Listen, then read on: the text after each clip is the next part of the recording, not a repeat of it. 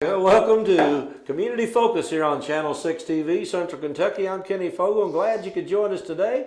And we've got a special guest in the studio, Mr. David Floyd, our state representative for the 50th District here in Nelson County. And David, first of all, welcome to the show. Good to see you again. It's good to be here, and I'm glad you could join us today because I know right now you're a little lull going on. I know you've been up there already, did a few things, and you're getting ready to go back to Frankfurt and do some amazing things. What's going on? Yeah, the lull would have been better if I hadn't headed a committee. I'm heading a committee for selecting staff members for the Minority Caucus, and that takes a lot of work. I'm going up there again tomorrow for that meeting, plus I'm working on a few bills, and we're finalizing the draft before we return on Tuesday. Of course, the Constitution says in odd years, after the election the previous year, we organize, and we do that first week of January essentially. And that's all done. But now we start the legislative session. It's always the first Tuesday after the first Monday in February, and that's February 3rd. And the first Coffee with Dave will be on Saturday. All the legislation should be published by then, and we can talk about anything you'd like to. The first one will be on Saturday, what is that, the 7th? Something like that, 7th or 8th. It's on Saturday. It's on Saturday, 9 o'clock in the morning at Tom Pigs in Bardstown. That's the location of the first one. So. Okay, well, I know you've been doing those for several years. Do you get a whole lot out of that, or is it just, do they listen to you or you're listening to them? How's that work? It's mostly I'm listening to them, and I remember the first few years, and of course I started it the first year. First few years, I remember the first one especially because people thought it was going to be kind of like a congressional thing, and they expected a microphone and all this, and it's just sitting down talking about stuff. After that first one, the attendance dropped off because there was no real speech making, even though at that first one there was speech making. It just... Well, I think it's a wonderful thing, because obviously people have, and most people don't even realize what goes on in Frankfurt, but they do have special projects they're interested in. I mean, I've got things I'm interested in. The average person, maybe only one or two things they're interested in, and it may not have a lot to do with legislation, but they want to ask a question. Sure. And it's I don't know how much they get out of it, but I do get a whole lot out of it because it gets a sense of what people are feeling, how passionate they are. And I'll give you one very good example, and that is legislation that was being presented would consider the possibility of wiping the record clean for people with a Class D felony. Yeah. And so I wrote about it in the paper, and I said, and I called it Felons Among Us. And the next Saturday, I couldn't believe the number of people who came up there, people in their 60s, people in their 40s, said, I'd really like that. I want to go hunting with my son, my grandchildren.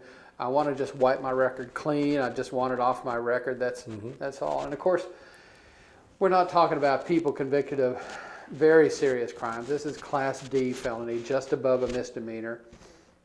And I know so many people, and I bet you a whole lot of people know people with felonies. They just don't know they have felonies.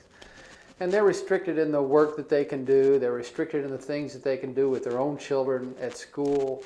And it affects them. I mean, a relatively small crime affects them for their entire lives in a way that I don't think society intends. If I am 18 and I get busted for pot, I plead a Class D so I don't have to go to jail. Yeah. You're 80 years old, still follows you. Yeah, very true, very true. Anyway, so that's one of the things that Coffee with Dave impressed upon me is the people that showed up there. That one was at Rooster Run, and showed up there just to talk about that and ask for help with it. In fact, I did get a phone call in the last month from someone. It was a message at my house, and so I'm not sure I still have it. But it was not very nice. You love those? Well, they said, you said you were going to get this done, and you haven't. And that just wants you to know that people are mad about that. Well, heck. I mean, I wrote... You're mad about it, too? I sponsored the bill. I gave floor speeches on it, talked about it, write about it, and it takes some doing. I even met with the chairman of the two different Senate and House Judiciary Committees. And I think we're making progress. It just takes time. As Yeah. you know, some things that you bring up. Well, that's the process of government. It takes time, and you have to not only work. I mean, you have what you want to do, but you have to convince 100 other people what you want to do, or so. And Yeah, sometimes they're not as easily convinced. But well, let's just you mentioned pot just a minute ago. Medical marijuana has been something that people have been talking about for years. Yeah. Is that something that's a possibility that they're going to be looked at a little more closely this year? Yeah, and now understand medical marijuana, it brings to mind a whole lot of different things. You know, 20 years ago, 30 years ago, when I read an article by William F. Buckley Jr. on the subject of medical marijuana and what it can bring, the type of relief it can bring to people who are suffering.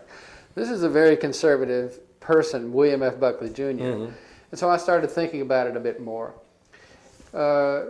Speaker Stumbo has introduced a bill this session, and he asked me, because of remarks that I had made, if I would help him with the legislation. This legislation won't allow what you're thinking. It won't allow you to buy marijuana on a corner drugstore or a store set up for that purpose. None of this in this bill allows the smoking of marijuana legally. But what it does is it uses the products that can be derived from marijuana that will allow it to be used by a medical professional and distributed by pharmacies, legal pharmacies, in a form that is able to be used. Last session we did that cannabinoid oil or something similar to that. And that's essentially medical marijuana. Yeah. It was just that it's useful almost exclusively for infants suffering from a particular thing, and so people got into it, people understood it, people wanted it. Yeah. This is essentially the same thing.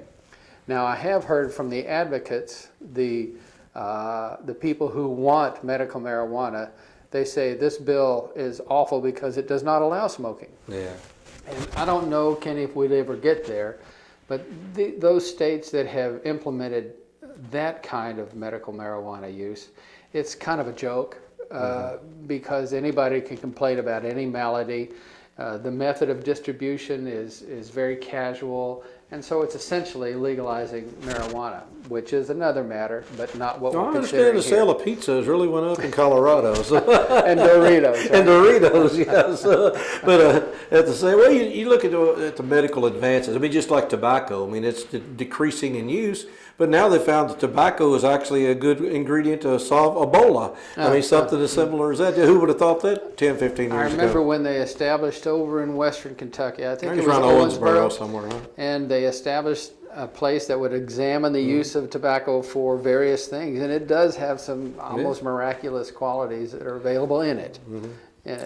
So what? I mean, obviously we got a lot of things to talk about the legislature. I mean, the road fund has been taking a hit this year because of the gas tax, and I know there's talk about changing the formula for the gas tax. Is that something that we're looking at? Yes, yeah. As a matter of fact, and of course you worked in the I worked in transportation transportation for 20-some years, so I understand the system. And of course, one of the things that we try as legislators to do is make improvements in the road and also maintain the roads that are back home with those funds. The money for the road fund comes almost, not exclusively, but most all of it comes from the gasoline tax. You buy a gallon of gas, you pay so many cents per gallon on that tax. As the cost of gasoline goes up, the cost to build roads and to maintain roads also goes up. And so there's a method by which, that was established many years ago, by which the gasoline tax is adjusted so that the receipts to the state for the use on road funds goes up as well. The protection to the consumer is that, remember back when it was in the $1.50 area and all of a sudden it was over $2, and then last year it was, or the year before, it was in the You got up around the $4 range, yes. And so that's a big hit to the people who are building the roads, whereas the tax only is allowed to go up 10% per year. Quarterly adjustments, but a maximum across a year's time of 10%. And that protects the consumers. Well, when we plan a budget, and we do that every 2 years, and Jimmy and I work hard to get projects important to local people in that budget, in that road plan, we want those things built. You want those things built. And so we expect a certain amount of revenue from that. When the gas price drops precipitously, the tax can go down precipitously as well. And so all that planning, all those things that you want are brought into question. We can't do the whole thing anymore. And another part of it, and you're well aware of this, over 40%, 44%, 48% of that gasoline tax goes to the counties so that the fiscal court can distribute that money and maintain roads for you right here in Nelson County. I think it's reasonable to protect consumers from big prices increases in the gasoline, and also to protect the priorities of the state for road building on the lower side of that. So I would support something that would have a balance of 10% up, 10% down in any fiscal year and float quarterly. That seems like a reasonable and responsible thing to do. Well, cars are getting better mileage these days, and a lot of them even going to solar and electric cars. And I even remember bringing this up about 15 years ago in the Transportation Committee, saying, how do we tax the sun? Because obviously, you know, as people are getting better gas mileage, it's going to affect the road funds. You know, I talked with a road fund lobbyist, not a road fund, but a road industry lobbyist about that, and he kind of withdrew from it. How do we tax this? And I think he wants the more traditional, but we've got to go away from the traditional. I mean, because eventually, perhaps we're all going to run on propane, or we're going to run on electricity, or we're going to have some solar. It's going to be augmented, and so how do you build and maintain roads unless you modify the way you fund them? Well, one thing that interests me right now, obviously, the stock market is a little better. It's going up and down. Today wasn't a great day, but it's up and down, and a little better than it has been. But we're still seeing the revenue, the state revenue, still lagging a little bit. It's not. We're not really what we're going to say in the prosperous stage right now. What is there? Is that still a cause for concern, or is that something? Are we just going to get by? Or I know you're not in favor of raising taxes, but the revenue should be starting to improve a little bit, shouldn't it? Or where's our problem? Boy, that's maybe that's you could talk we got about 3 hours here now. Yeah, exactly. And so we do have things that we want to fund. You want us to support certain programs all across the state, and so it requires your tax money for that to happen. And so how do we approach that? And one philosophy that's presented is, well, you just increase the taxes. You want to do more things, and so let's increase the taxes. The tax rate that you pay. Instead of paying 6%, let's pay 7%. Instead of not taxing groceries, let's tax groceries. Well, that gets a whole lot of people upset, and with good cause. But I prefer the approach that takes the same chunk out of a larger piece, out of a larger pie. And so, and you're very familiar with this. If you increase the economic activity in the state with more jobs, more businesses in the state, if it's a more business-friendly environment and more businesses locate to Kentucky, then that economic activity goes up 1%. And so therefore the tax structure that we have also increases our take without raising the tax rates. And yet a third, although it can be a companion to all of them, is modifying our tax, doing a great adjustment to our tax system, our system of taxation. Many have suggested, for example, that we tax services. If you take your vehicle in for service, then there would be kind of a sales tax on that service. Some people suggest that if you're renting a place, so you're paying $500 a month in rent, then that should be taxed as well. And still others suggest, as well as the Blue Ribbon Tax Commission, suggest taxing pensions at a greater level or a lower level, depending on how you look at it. Taxing grocery sales. And so all these things are under consideration. Somebody's ox is going to be gored. I mean, that's basically if we do that, it's going to be gored. We are implementing some of those recommendations piecemeal.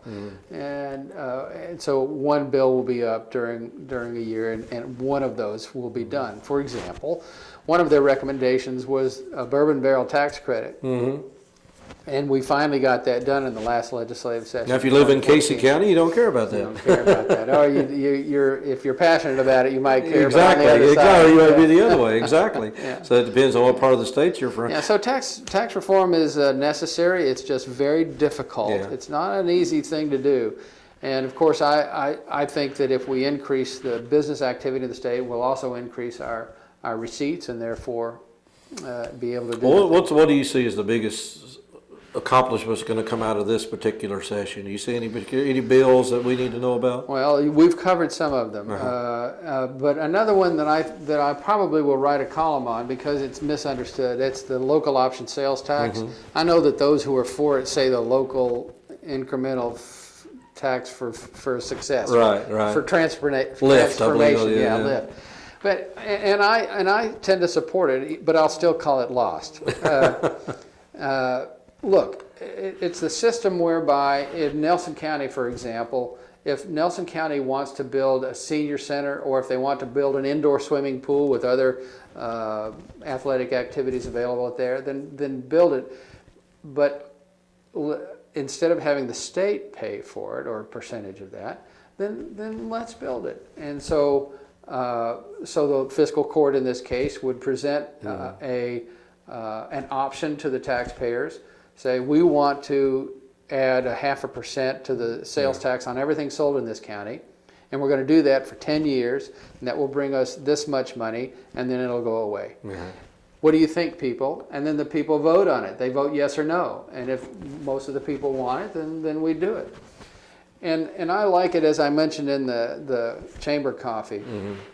I like it because every step along the way, whether or not, first of all, a constitutional amendment is approved, whether or not the fiscal court itself says we want to put our necks out in front of the people and build this, and then whether the people themselves want to do it. It's up to you, the people, at every step.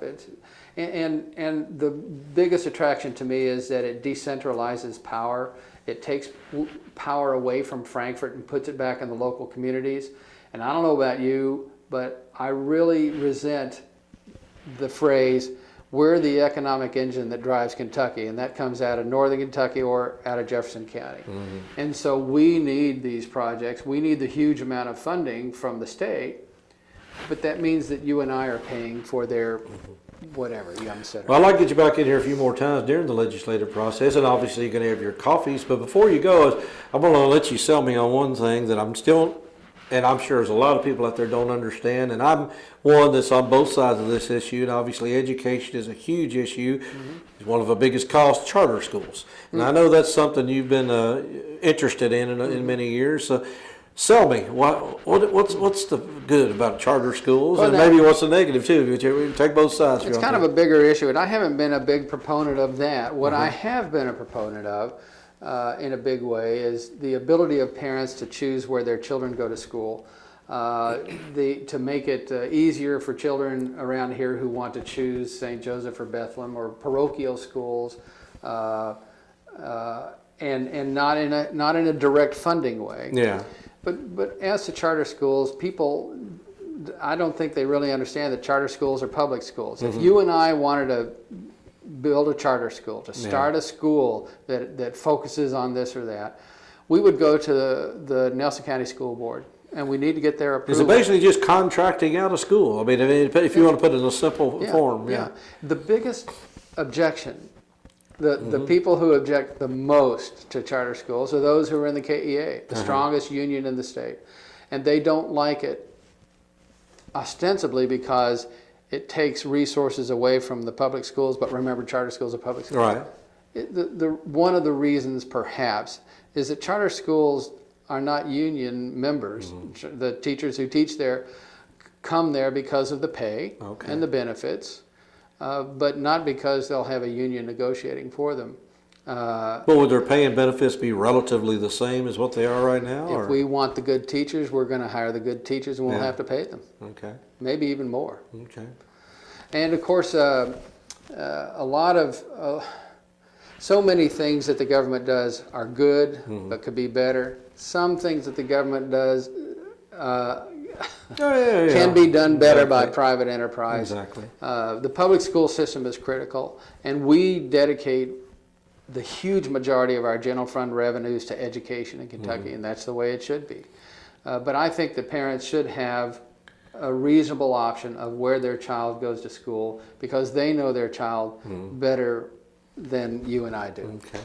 Well, like I said, we'll probably get into some more issues. Now, as you mentioned, I worked for transportation many years. So pensions obviously is a big issue with me because I know that's been in crisis mode for a number of years, and from what I understand, it's going to be in a crisis mode for a number of years to come. So yeah, of course, very, very serious issue. I think that people need to understand, though, if you're receiving a check as a part of a pension from the state and you're a state employee, you're going to continue to get it. We have an obligation to do that. And even if we have to take it directly out of the general fund, our constitutional obligation is to do that. And I'm a big believer in following the Constitution. yeah, I understand that. It's a voluminous Constitution as it is. Yeah, ours is. I do that in the schools. I show them in that little book. The Constitution of the U.S. is about that big, and ours is about that. Yeah, I've got a copy of it in my office, and I'll be honest with you, I've struggled to read parts of it, but it's a difficult. Whoever wrote it did a very well, and it keeps getting updated. The people update it. It's true. It's true. Every time there is an amendment. For example, the Lost initiative is a constitutional amendment, has to be approved by the people. Now, Coffee with Dave, so you're going to have these every Saturday during the session. Yeah, and they'll be somewhere different. How do they know where they're going to be? I will publish in the news in the Kentucky Standard next week, probably on Wednesday, perhaps as early as Sunday, but I doubt it. Just what that schedule is going to be. Okay. And then in the weekly column that's usually published on Wednesday, I'll say on Friday, remember, we're going to be at New Haven Public Library. So you buy the coffee and they do the talking. Do the coffee, that's right. Although the libraries, they've been very accommodating. We'll probably meet in the Bloomfield Library when we're there, and in the New Haven Library when we're there. But in Bardstown, we'll do it at Tom Pigg's, and I'll buy the coffee. There you go. All right. Well, State Representative David Floyd with us today, updating us on what's going on in Frankfort and what's going on around here as well. So, David, appreciate you being here today. Always good to see you. We want to do this some more this year. Maybe throughout the year we'll be back as a regular. I'd like that. Well, thank you. We're going to take a break right now on Community Focus. Be back with more of your Community Focus right here on Central Kentucky TV, Channel 6. We'll be right back.